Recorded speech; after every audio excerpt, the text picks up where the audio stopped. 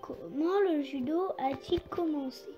Le judo est pratiqué par des enfants et des adultes dans plus de 200 pays. Mais tu sais comment tout a commencé? Pour le savoir, nous allons remonter dans le temps. Nous allons retourner en l'an 1860 et visiter un petit village pêcheur au Japon appelé Mikage. C'est la date et le lieu de naissance de Jigoro Kano. Jigoro Kano sera un jour tenu en très haute estime dans le monde entier. Mais la vie n'a pas commencé comme ça pour le jeune Jigoro. Enfant, il a grandi au Japon et a été victime de brimades et de moqueries.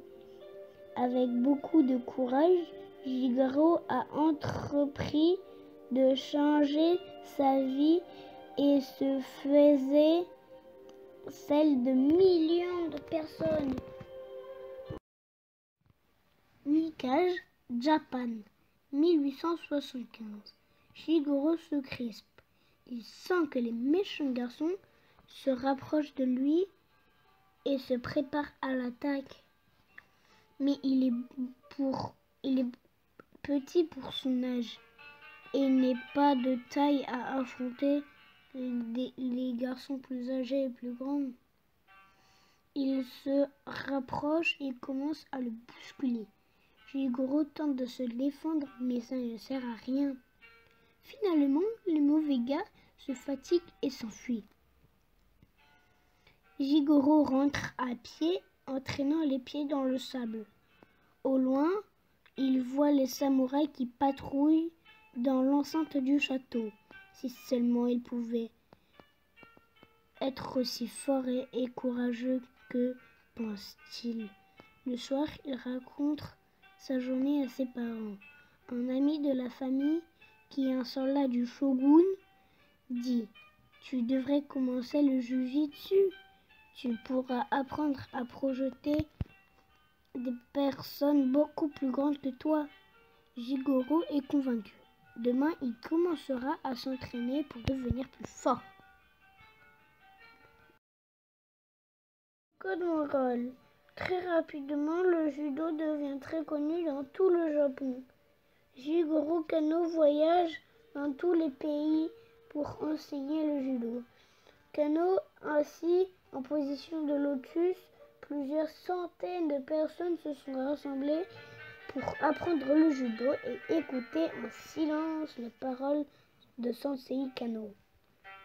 Le judo n'est pas un simple sport ou un jeu. C'est plus que ça.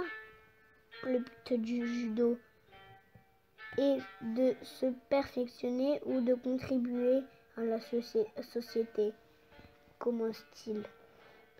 Alors qu'il commence à pleuvoir doucement, tout le monde reste pour écouter. Malgré la pluie, Jigoro continue de parler en prenant son parapluie. J'attends des judokas qu'ils suivent dans un code moral. Ce code du judo sera composé de 8 parties. La politesse, le courage, la sincérité, l'honneur, la modestie, le respect, le contrôle de soi et l'amitié. Chaque jour, lorsque nous partions au judo ou lorsque nous effectuons nos tâches quotidiennes à la maison, nous nous efforcerons de développer ces valeurs. Il est important de se rappeler que tu dois toujours te comporter comme un judoka, que tu sois sur ou en dehors du tapis.